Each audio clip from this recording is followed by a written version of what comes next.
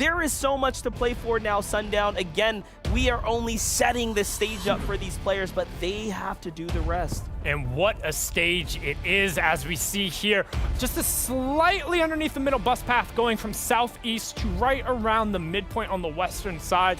Tough glide for some of the northern teams. The southern teams should be happy here as we see where everything's going to net out.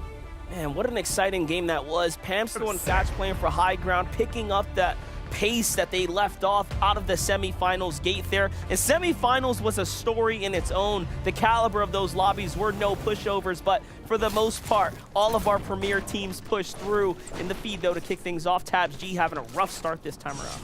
Yeah, knocked almost immediately. Users getting on the other side of the feed here. So we're going to hop on down to the Synapse station, except in Voil. Don't forget there are 3 naturally spawning rifts down here, as well as a close proximity to the man cake, who will sell you, no, not some fantastic flapjacks. Instead, it's going to be the launch pads, which honestly people might enjoy better, as we also see Bizzle going down near instantly, and Diego has no HP. That was hide and seek getting a piece of that, so we can assume that that was likely rifle shots coming over from the side. Not sure how aware Pamsto and Thatch are of that, or Clarity and Slacks are of that. And we saw this unfold the same exact way last time, except the shoe was on the other foot. Diego got dropped near instant before Bizzle gets picked off on the rotate on out. This time around, though, there's going to be a re-pickup here. Quick so pick. Bizzle will be able to get saved. He'll be able to continue his tournament play. On the other side, though, here's a fight we did not get to tune in early with. Rise and Threats in a 1v1 head-to-head clash here. Looks like Blake and Lawrence on the other side of the wall. Blake, who is a high ground type player, you unleash this guy and his duo into endgame. It's going to spell disaster for everyone in the lobby, so this is a very important fight for the general whole of the tournament. And another slight change in what's going on early on. We got Cold dropping Quanti immediately. And I mean immediately. They're going right down to that, but Threats now getting pushed back a little bit here by Blake, and I think he's probably going to reset with only 1 build and not necessarily the best weaponry to dive in. Doesn't have a swap weapon, but that early auto shotgun is good, and they might be able to take something here, but instead just going to back off and try and get a couple more builds there, as actually throwing that one of his 2 wooden builds right there might put him in a tough spot. Yeah, Rise is nowhere near him, so Threats has to be very, very careful with how long he lingers about. There it is, recognizing that it is time to go ahead and back on off. D-Gen is going to find walkers in the feed, so the high ground of Command Cavern already playing into effect here. Walkers actually lands on the eastern portion. That's the right side of the mountain of Command Cavern, the general outside facility, so it must have been he was rotating out. And one thing we've talked about, how the pace in the game will probably slightly shift. Now, there are still reboots around all the time, but we are already at, if Skittles gets confirmed here by Peterbot, we're already at the number we saw when third zone closed, and Peterbot looks like he's hunting for this. This is a collider fight, guys. A team of Skittles and users, a team that is so exceptionally powerful once they get rolling here, going up against Peterbot and Byla, whom already have proven they are off to quite the start, now find themselves 2 great eliminations there. As we're going to get a replay of how they went down. And one thing in particular when it comes to Peterbot, everyone knows him as one of the strongest individual solo players and having fantastic aim, as we've seen there. But when it comes to playing in team modes, he has struggled to find a duo who really complements him. And I'll get back to that point in a second here, as Commandment and Stretch, they're under pressure for the 2nd game in a row.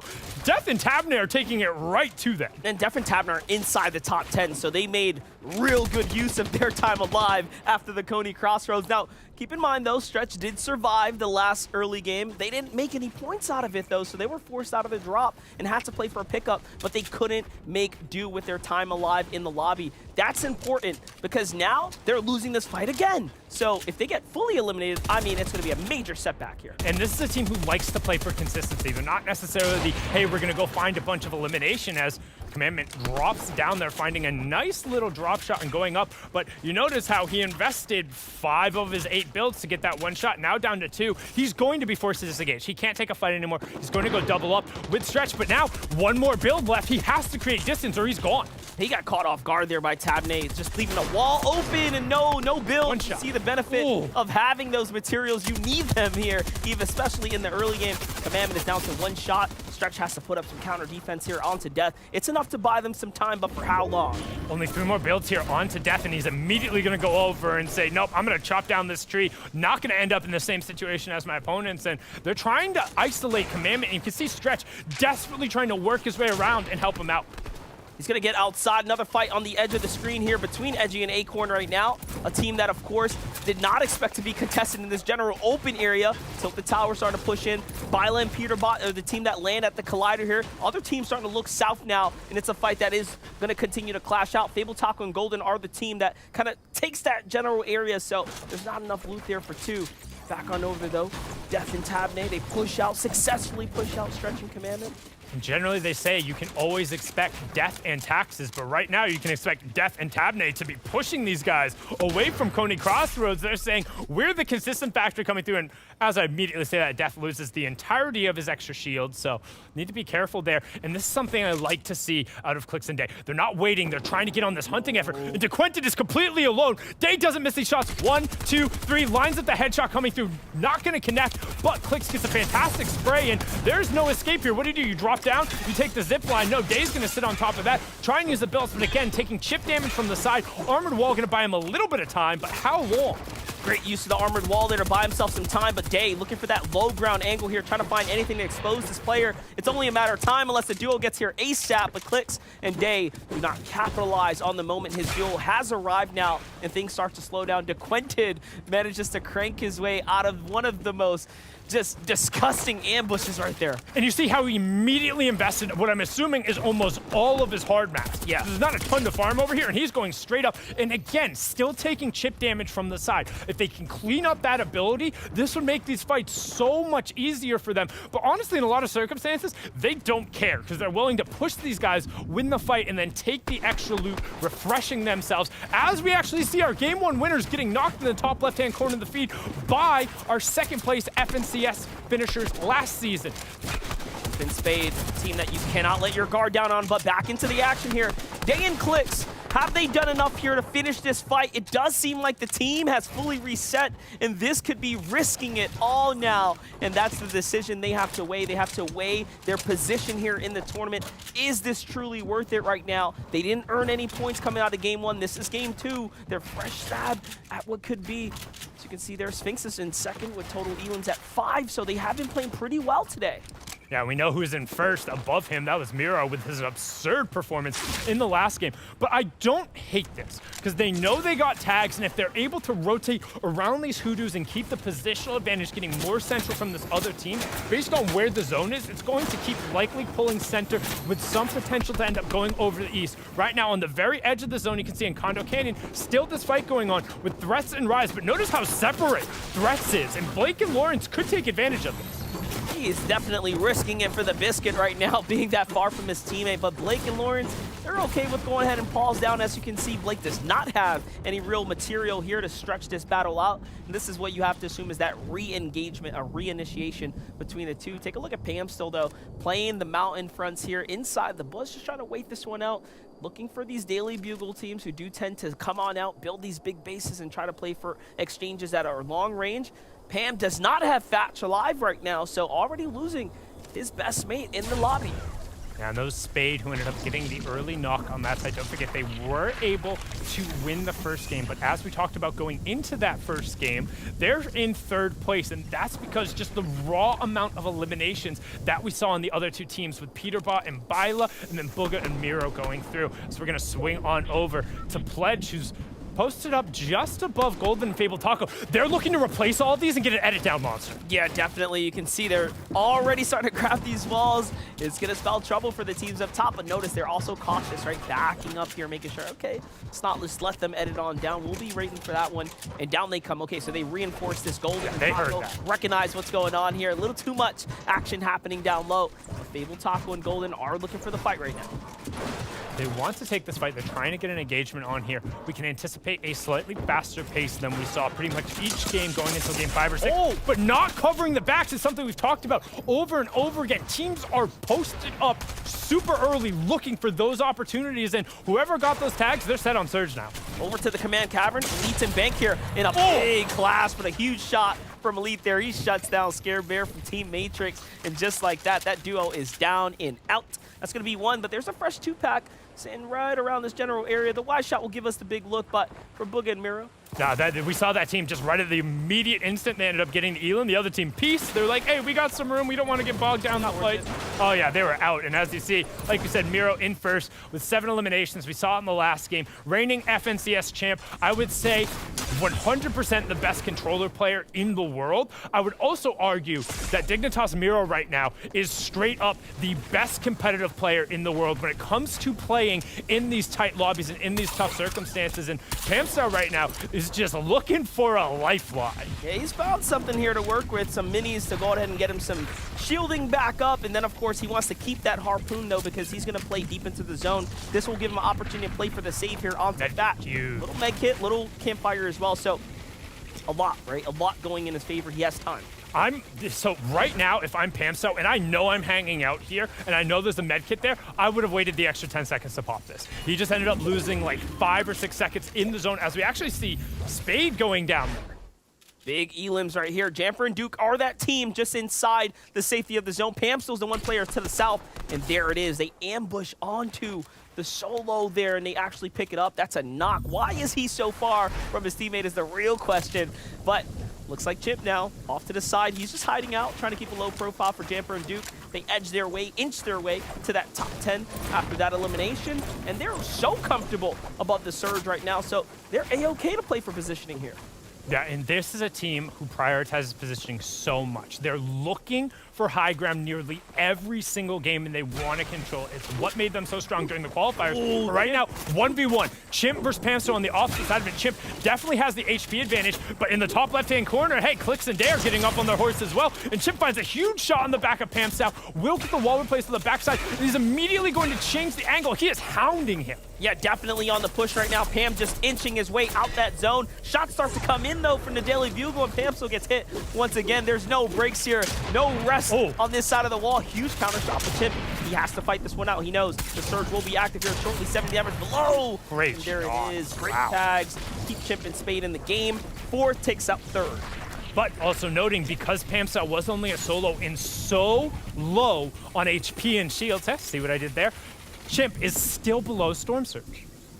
Definitely below here. 53, make that 68, and no, that means the rest of the lobby is starting to find their tags. They're getting a bit active. It's not looking too hot here. He has a lot of heals, but does he have time to actually pop them is the true question. Clarity and Slacks being one of the few on the side, DJ and Yamzo being others in the mix. Might have been one of the circumstances where you want to use the natural slope of the bugle to just slide back a little bit, break the line of sight, and get those heals off. Because, I mean, he's got 4 seconds till 25 damage. Every 5 seconds is coming through as we're going to swing on over. Aegis and Kanata, they're going to be underneath that threat right now. We talked about how Storm Surge, hey, we got 10 less players in the lobby than last time, so it's a little faster, but still, so many players, 7 duos, going to be under threat, with Aegis and Kanata being one of them. This is the biggest issue that we saw from Scram and Hellfire in EU. It was Storm Surge, and now we're seeing it here. Problems unfolding for Kanata and Aegis. We did not expect this to happen at all. They are 130 below, having to use all of these additional heals right now. Kanata, what do you do? All those teams are so far from you. They have to launch pad in Sundown. They have decided we need to get in there. They answer the question. They need to get box to box here. I mean, that's where Kanata will perform best. But, oh my, big shots come in. They get a knock there. That is exactly what was needed. No, Suscript is still up on his feet. I think, yeah, he's got like 3 HP on the opposite side of it. So not quite enough to get the knock, but it gets them above just barely as we see the feed lighting up. Acorn picking up one, Cobalt picking up, and another return fire on the opposite side. To me, this says that Haji and Suscript, they're not safe either.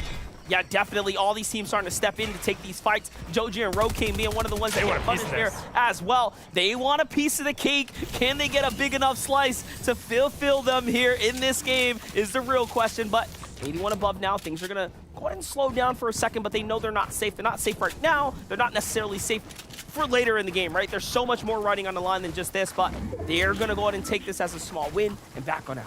Definitely a less severe surge here, but we talked about Sphinx being second in eliminations coming into this game. He just ended up getting a huge one on the opposite side. As we see Melito and Death also getting up on the board with Eden and Ab both falling. We will need just one more duo to go down. Storm Surge turns off. First round of placement points given out. So if you're still up on your feet when 35 are there, hey, congratulations, you made it through the early game. Here's a point. Bucky and Cam putting some shots down.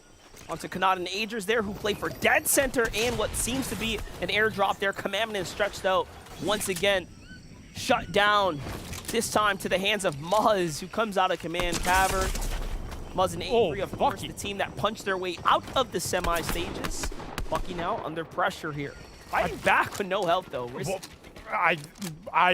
I do not have anywhere near the amount of fortitude to open up a window where I've just been beamed with 15 HP. And Bucky does it like he's nothing. He's like, oh, you're running? I know you're not shooting at me. But looking over our current leaders, we see Peterbot all by his lonesome, and I have no idea where Viola is. I don't see him on the map. It looks like, oh, he's just inside that structure refarming. Okay, so slightly safe right now, but that still gives me a little bit of nervousness as you see Peterbot making sure, like, hey, I'm gonna tunnel back over to you and then refarm all. Yeah, both sides really risking it there, stepping out for, again, what is a play to get material and a little extra loot. So the greed's gonna pay off here for Peterbot as he buys himself a little more time.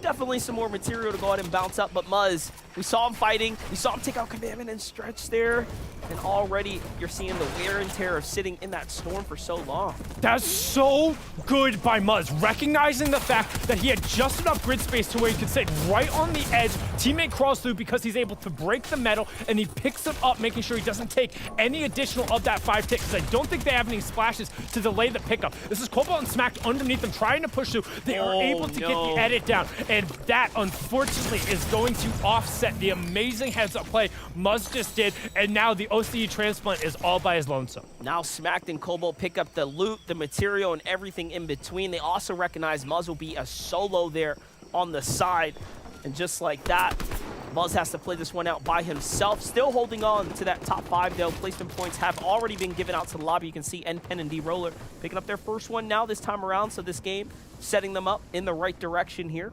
Take a look at the zone. Sundown is going north now. A lot of teams still got to get a move on. Yeah, very interesting zone, as we do have a ton of potential water in play when we get into the moving zones, because those islands can end up pulling it over, but right now we're mainly over a landmass. One thing to talk about, though, as we're keeping an eye on which duos are still on their feet, which ones are going through. First and second are up, third and fourth down immediately. 8th place also down, so there's some room. If you didn't necessarily have the best first game, you can get yourself up onto that first page with just a decent performance here, as we see some shots coming in from the one island over in play here. But Booga and Miro are trying to head for right in the middle. You don't necessarily want to be crowded around the outside and 4th zone unless you're overly stacked on builds, because players are just going to be filtering in over and over. As right now, we got, again, somebody hanging out in the zone. It's Accept with his very own supply of floppers, plenty of chug splashes. Unfortunately, he'll have to leave Boyle behind. Yeah, definitely will have to leave him behind there, but he's got a lot of time to work with here on the backside of zone. I was just going to say, a little lady luck from Miro and Booga there, who didn't get tagged a single time on that full rotate. So many shots coming in. Sometimes that is all you need to go ahead and get comfortable.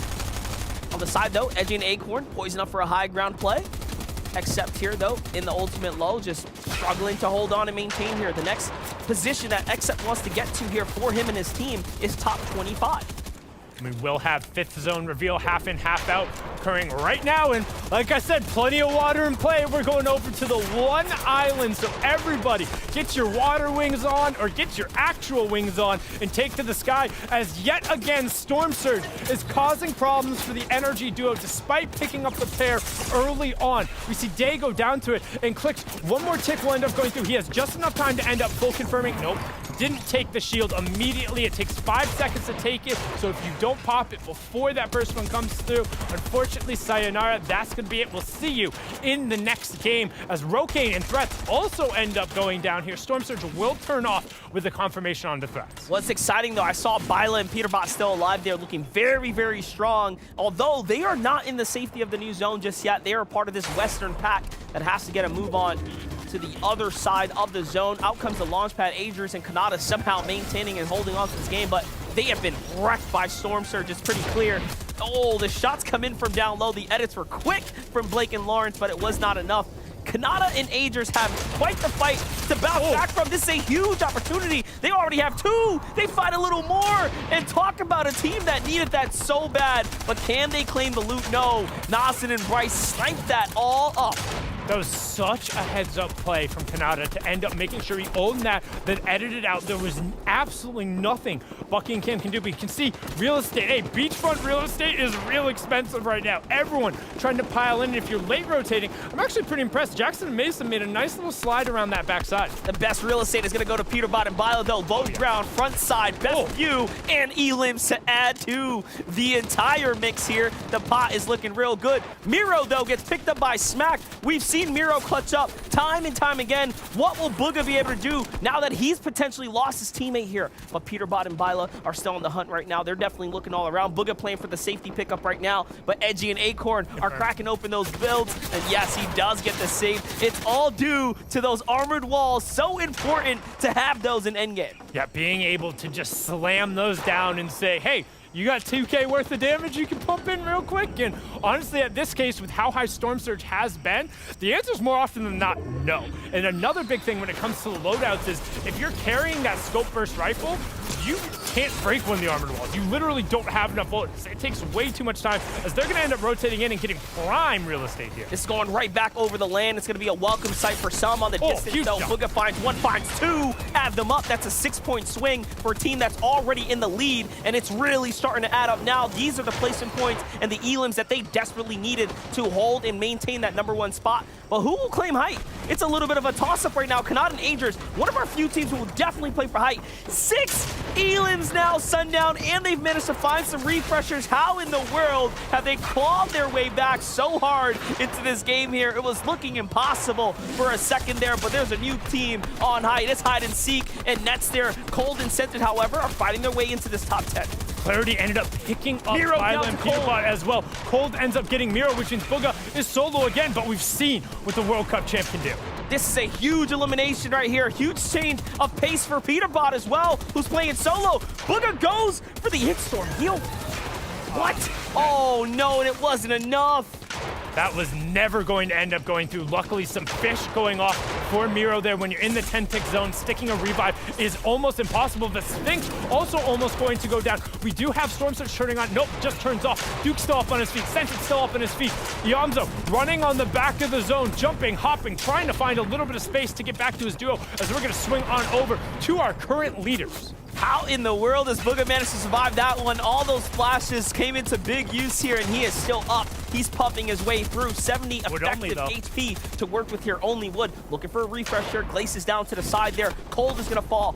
Oh my gosh, Scented is down as well. Edgy falls inside the storm too, so big names already folding. It's going to start opening up the standings here. Degen and Iamzo, though, playing for high ground. Looking good right now. They actually managed to retake it here. Just a couple builds in the works, though. Ager finally goes down after what was a play worth house money there, but Peterbot is still in the game. We talk about the individual efforts. Booga goes down, but inside the top 10, Peterbot says, yoink, give me that first place, as he's going to about face. And this is what I talked about. The individual efforts from this player is gross. We talk about individual efforts. Clarity G slapping down players. He gets Duke, he gets Booga, he gets Degen as well, putting the G in Clarity G as Nick ends up picking up his partner. It's a high ground fight, though. Yamza has to give it up. He doesn't have mats. Clarity and Slacks go on up to the top here. Very little to work with, but high ground is just that important. Into the top 10 we are. He also finds one. Down goes Acorn. Bye-bye, buddy. It's a two-man fiesta in front of them, and they get cracked there. But Peterbot is still fighting in the game. He finds two more, and just like that, it's a full team wipe. There's no way you do this one as well, Peterbot. We know you're great, but how great are you when it comes down to the final moments? On the front side, Donnie and Macwood, all of the Daily Bugle are alive here, jumping their way back in. Peterbot has more in the tank. Down goes Lawrence. He has shut down at least 3 duos in this endgame by himself. And just doing it with the strong weaponry. And right now, the other duos are fighting off. He might just push himself individually into a top 2. Peterbot forced into the zone now. 2v1. Slacks and Clarity looking to put their stamp on it here as Donnie is just buying as much time. He's got the points he needs, but you are just sprinting uphill. And no, actually, he's going to take it away. One more shot will do it, but the young lad is going for it, unfortunately. Slacks and Clarity will take that one away from him. A good effort, but man, Clarity and Slacks look good there, and they were knocking out all the people they needed to knock out if they want to push themselves up the leaderboard. And a hero's effort from Donnie and Macwood out of that draw spot to stay alive here. Bounce back in game number 2, but Clarity G and Slacks managed to do enough there. A 7 elimination victory royale